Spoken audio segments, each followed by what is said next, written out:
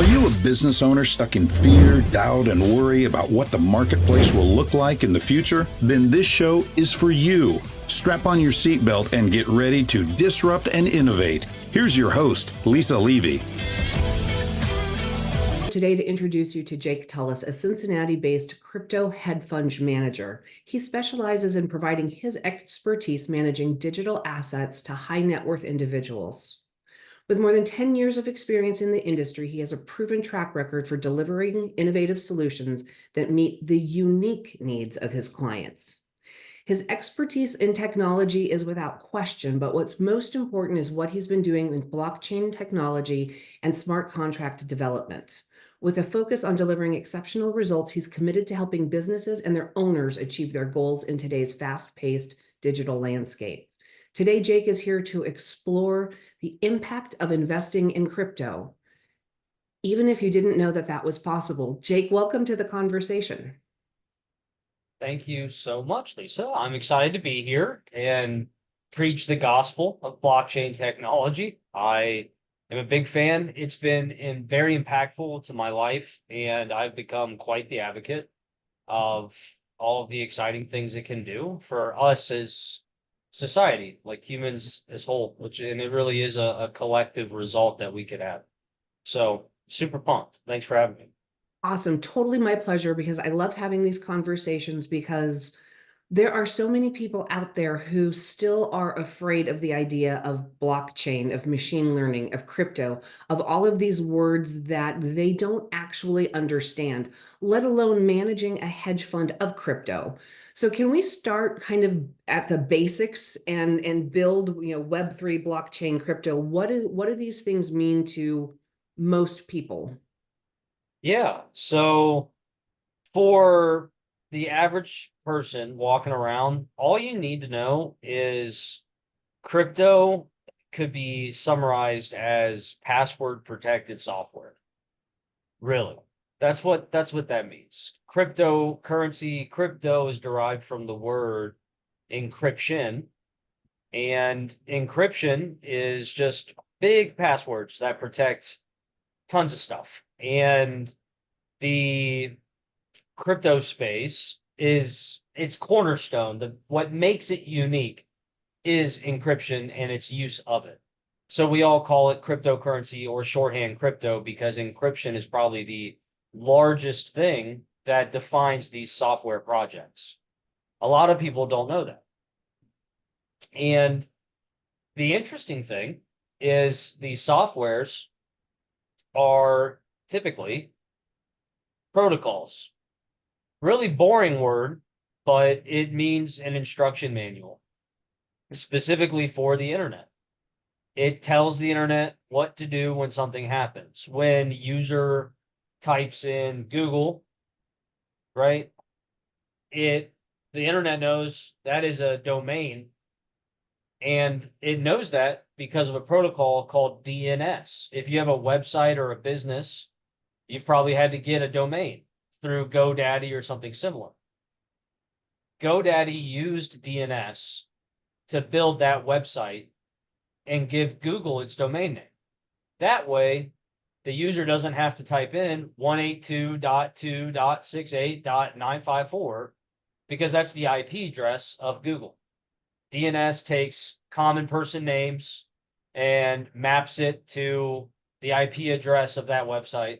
And that's what allows us to actually interact with websites. So it's important to know that cryptos are encrypted software that are internet protocols, no different than DNS. And they're open and public. Anyone can build on it. The founder of GoDaddy is not unique. There are probably thousands of people that build stuff using DNS to start. Millions, maybe. I honestly don't know the adoption of it, but that's the idea. And a lot of people confuse that with Forex or some kind of currency. They think, it's trying to hedge foreign currencies, or, and we could talk about the specifics of that, but 99% of this stuff is software protocols. Right. And it's protected encrypted software protocols. Let's talk a little bit about the encryption and what's happening now with Web3, with blockchain. why that is a much more interesting level of encryption and a higher level of security than we typically see, and what that means for users. Sure.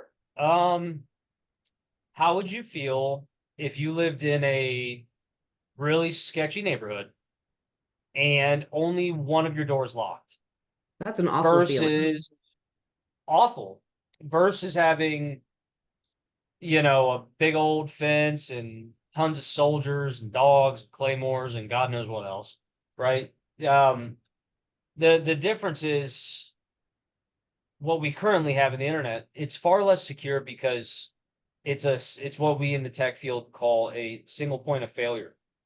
If there's any device on that network and it's not firewalled, it doesn't really matter what exists.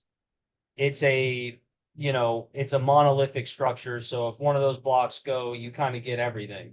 You could see many examples of this. It just happened with Cloudflare. I mean, they have one system update and millions of clients couldn't run, which meant Delta had to cancel 4,000 flights, similar with American, and so on and so forth. And it's a single point of failure, literally. Where in blockchain, what makes its encryption unique is that it's used between computers to protect the messages between them. And those messages do very different things. So if I'm Amazon, I own the server, I own the domain name, I own, all the software that is the interface, all the user data, all this stuff. In blockchain, if Jeff Bezos came around and built Amazon, all of that data would be spread across hundreds of thousands of devices, like on Ethereum. It would all be fractionalized, like little pieces of it would be stored. And, you or Amazon would not know your data. They would not know that I bought fireworks or whatever, and therefore the government or large corporations that, sell your data for advertisements would not know either. So you would be able to have liberty and trust that you own your activity online. It would be a very different way the world existed because of how that encryption works. Those passwords protect your data, and it allows the data to go to a bunch of different computers versus all Amazon's computers.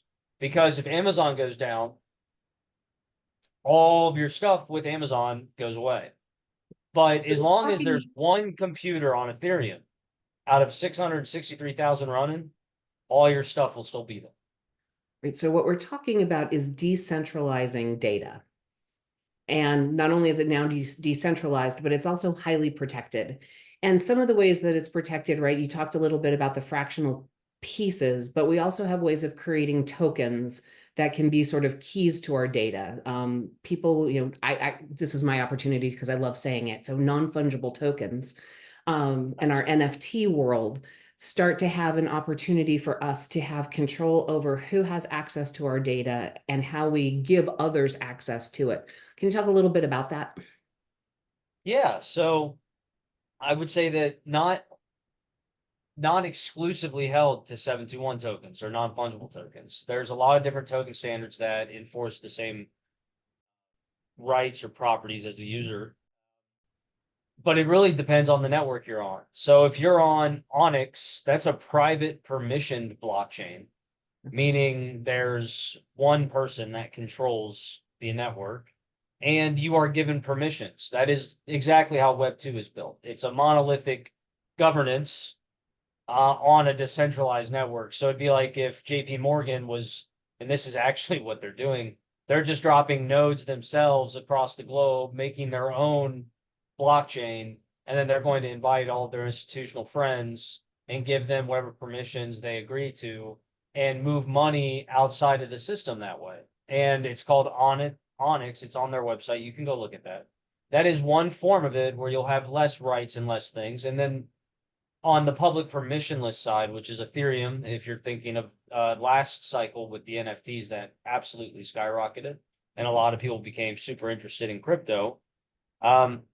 it's a lot different because basically that entire network is run by volunteers for profit. People that buy enough ETH, which is 32, and buy enough hardware to stake their ETH and then validate transactions similar to how miners do it in Bitcoin. What this does is it allows people like yourself, especially for this podcast, to even instead of uploading this file directly to Riverside or wherever you actually deployed the final art at post-production, you could mint it on Ethereum. And it's the same thing, the exact same thing. But the difference is if you mint it on Ethereum, you could send it to your wallet and it would go nowhere. No different than like your hard drive or the folder on your computer in case that computer was lost. Also, if this episode, for whatever reason, got super popular, you could sell it on a secondary market. If someone wanted to own it, the licensing, the ad revenue that you had on top of it, there's a lot of things that making this file an ERC721 token, and this is the fundamentals I want people to understand. Instead of making it a .mp4 on your hard drive, you could make it an ERC721 on Ethereum, and you would have more rights, make more money, and have more opportunity, and no one would know you even owned it. It's just yours. Versus giving all of it to whoever owns this data storage you're putting it on, whoever owns the hosting hardware, right? And that's the real difference between Web 2 and Web 3. It's about ownership of the creator and the community in general, because you can buy the token and use the software.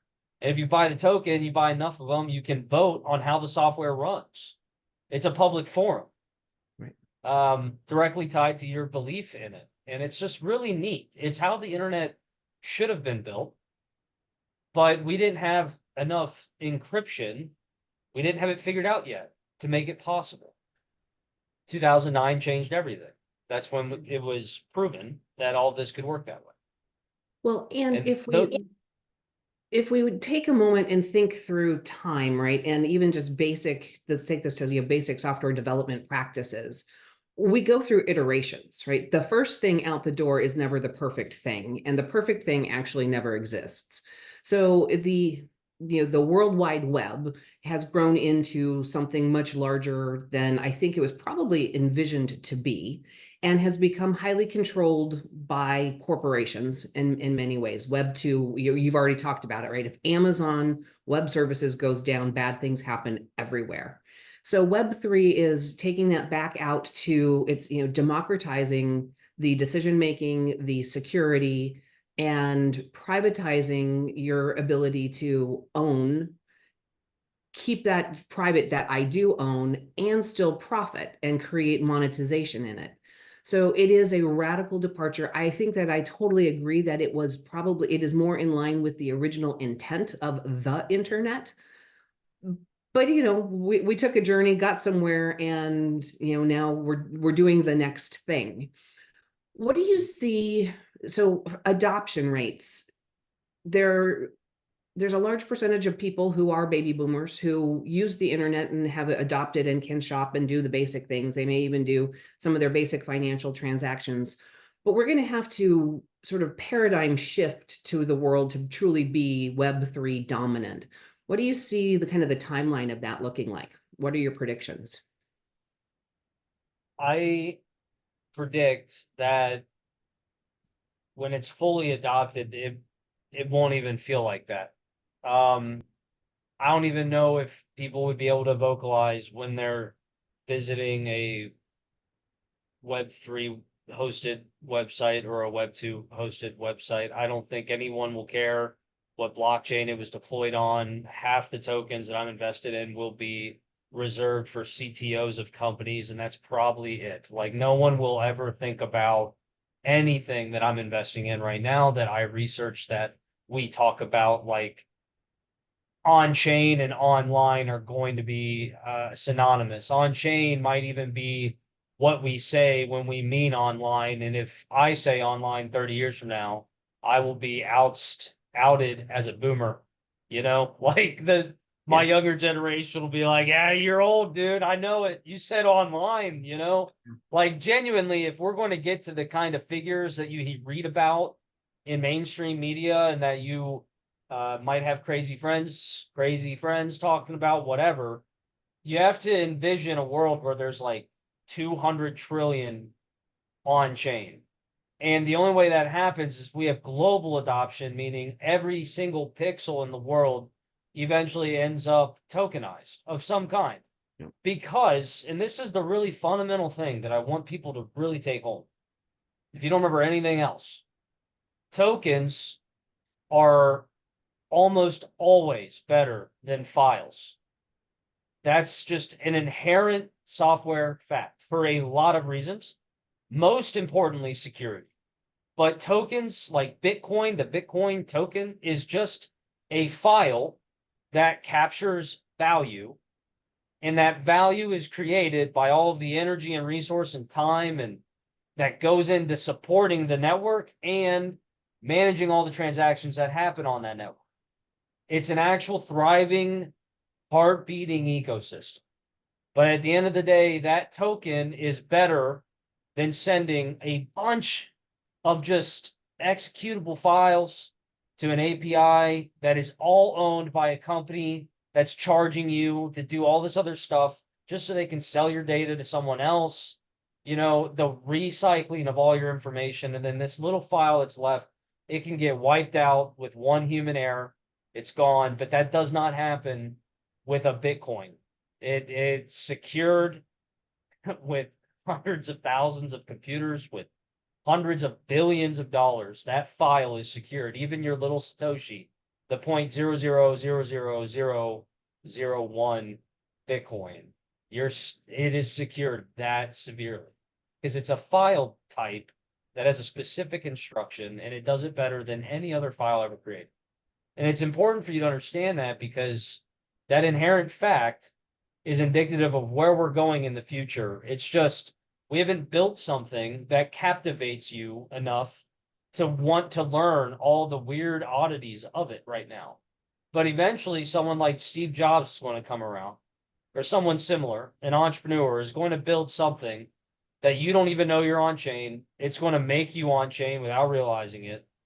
And it's going to blow up the industry. And it's going to keep happening in different sectors over time. It's not like one thing windfall. It'll be like the iPhone really brought up user electronics. Well, then users are on their phone all day. Then app stores turn to apps. You get the idea. But, And so what you're the ball really, will be rolled down the hill. yeah, the picture that you're painting for the future is, well, one, it's inevitable, it's coming, and it is a better solution for, and I think I have elderly parents who are so afraid of, my everything is going to get stolen off of the internet. And yeah, there's a high probability that that's true. But in the world we live in, we sort of accept that risk. But fast forward a couple of years, as we move more on chain, that risk starts to diminish, and we actually have a foundation of security in how our data is managed, held, transferred. And we didn't even go into financial transactions on chain and the security around all of that. But the underlying point is this is a better solution. It is more secure. And in 10 years, 15 years, 20 years, the chain on chain is going to be the prevailing technology, and it will be a safer, better place for everybody. Jake, if you have piqued the curiosity and interest of people in the audience, how can they find out more about you? How can they reach out? Yeah. If you go to at JT Knows Things, any platform, your preferred platform, you'll find a link to my link tree. There you'll find all the information you want about me, my career, my LinkedIn. You can reach out to me on any of those platforms. Me or someone on my team will get back to you. And also, if you enjoyed this podcast, my content, what I'm talking about, I have a YouTube channel and I have a podcast as well. So stop by, learn something. Hopefully, I can help you and your family make educated, decisions on the next 5-10 years of what these markets could look like. Awesome. Audience members, the links will be in the show notes so that it's easy for you to find Jake and to find his YouTube channel. And the conversation today, right, the fundamentals of the real power of blockchain and Web3 and getting into our crypto world is getting to a more secure world where we have control over our digital assets and our money. Audience members, you know my rules. Don't get left behind. Join me next time. That's it for today's episode of Disrupt and Innovate. Head over to iTunes and subscribe to the show.